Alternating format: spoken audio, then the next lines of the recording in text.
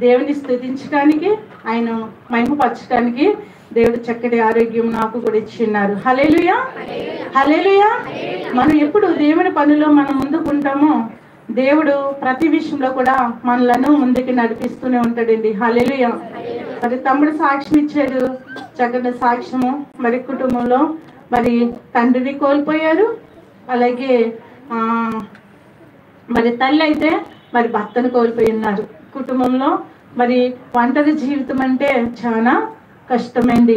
చూడండి, పాట పాడినప్పుడల్లా నాకు చాలా వేదన వస్తుంటుంది. ఒంటరి పోరు నిన్ను ఇసికించిన మనుషులల్లా నిన్ను తప్పు పట్టిన. మరి ఆ పాట పాడినప్పుడల్లా కూడా నేను అనుకుంటూ ఉంటాను, ఒంటరి జీవితమే నా జీవితము ప్రభా.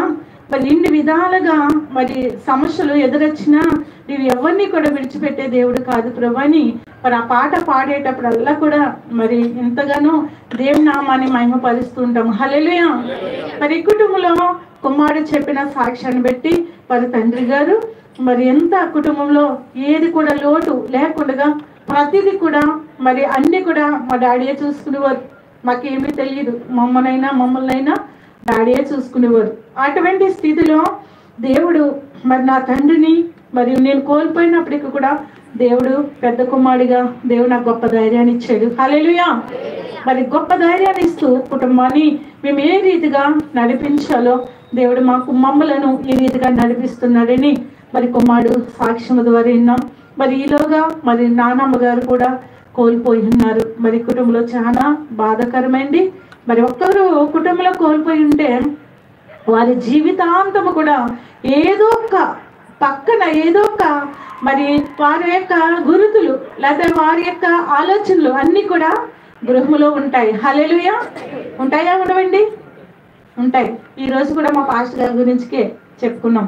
నిన్న కూడా స్త్రీల సమాజంలో కూడా మరొక గృహంలో కూడికి పెట్టినప్పుడు కూడా పాస్టర్ గారి గురించికే. ఎందుకంటే కుటుంబంలో మరి ఎవరు లేకపోయినా, కుటుంబంలో యజమానులు లేకపోతే చాలా కష్టమండి.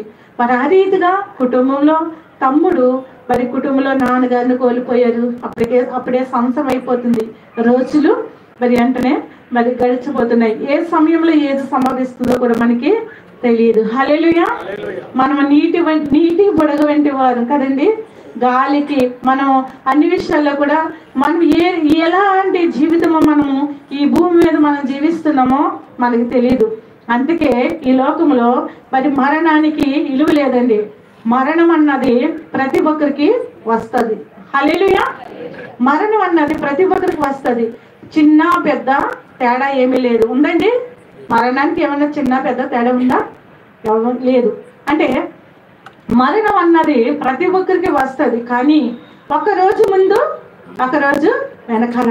నేను ఎంతకాలం ఈ భూమి మీద జీవించేస్తాను, ఎంతకాలం నేను బ్రతికేస్తాను, ఎంతకాలము ఈ లోకంలో సంపాదించుకోగలుగుతాను, ఎంతకాలము ఈ భూమి మీద నేను స్థిరపడిపోయి ఉంటాను, ఈ ఆస్తులు అంతస్తులు మరి ఇవన్నీ కూడా నేను సమకూర్చి ఉంటాను, ఇవన్నీ కూడా నాకు కూడానే ఉంటాయని మనం ఎప్పుడు కూడా అనుకోకూడదు. హల్లెలూయా. ఈ భూమి మీద మనం ఎలా జీవించామంటే, ఈ భూమి మీద మనం ఏ రీతిలో పుట్టామంటే దిగంబరులుగా పుట్టిన. అవునండి. మనం మరలా ఎలాగ వెళ్ళిపోతాం? దిగంబరులుగానే వెళ్ళిపోతాం. అంటే ఈ భూమి మనకు శాశ్వతం కాదు. అందుకే ఈ భూమి మీద ఉన్నంత కాలము కూడా దేవుని నామాన్ని కనపరిచే వారిగా మనం ఉండాలి.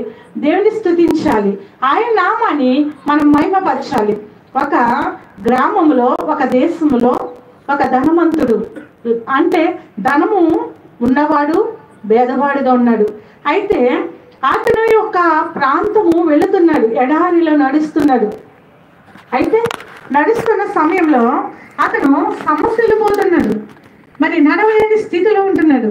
ఎక్కడైనా నాకు దాహం దొరికితే బాను అని ఆయన ఎంతగానో సమస్యలు పోతున్నాడు. నడుస్తున్నాడు. ఎక్కడైనా ఆహారం తిందాము, లేకపోతే ఎక్కడైనా మరి ఆకలి తీర్చుకుందాము అని అతను ఎంతగానో నడుస్తున్నాడు. వెళుతున్న కోల్ది కూడా పాపం ఎక్కడ కూడా దాహానికి మంచినీళ్ళు కనిపిస్తలేదు. అయితే ఒక దారిలో ఎడారి కనిపించింది కదా. ఆ ఎడారి దగ్గర ఒక ఒంటిలో తాగే ఒక తొట్టు కనిపించిందంట. హల్లెలూయా.